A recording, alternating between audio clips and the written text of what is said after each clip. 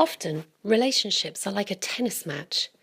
It feels like the other person is an opponent rather than someone you're trying to build a relationship with. They send a shot over the net, and you send a more powerful shot back, hoping they miss it.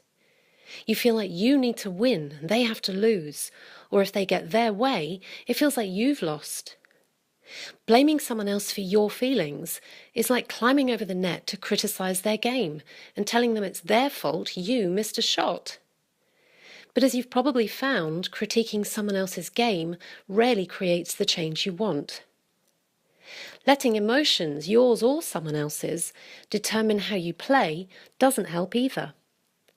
If someone else gets emotional and criticizes your game, maybe you become emotional.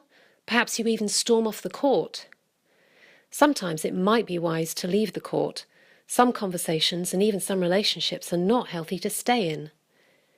However, if you choose to stay on the court, criticizing the other person's game or blaming them for how you're playing because you're not winning puts the responsibility for change on the other side of the net, which puts your power to create change out of reach.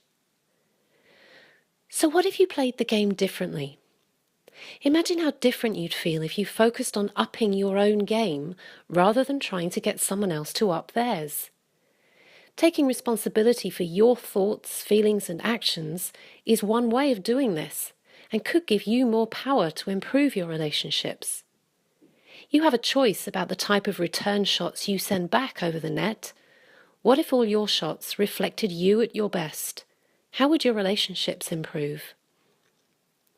And what if the aim of the game were for you both to win? Imagine what could be different if you were focused on an outcome that worked for both of you. And what if the process of the game itself wasn't competitive, but was creative, constructive, and connecting?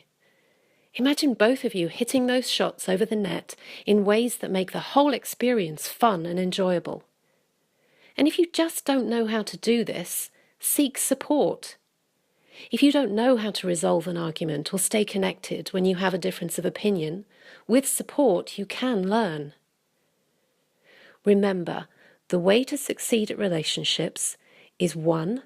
Stay on your side of the net, and by that I mean take responsibility for yourself and don't criticize. 2. Up your game. Consider what behaviours you can improve. And 3. Aim for a win-win result.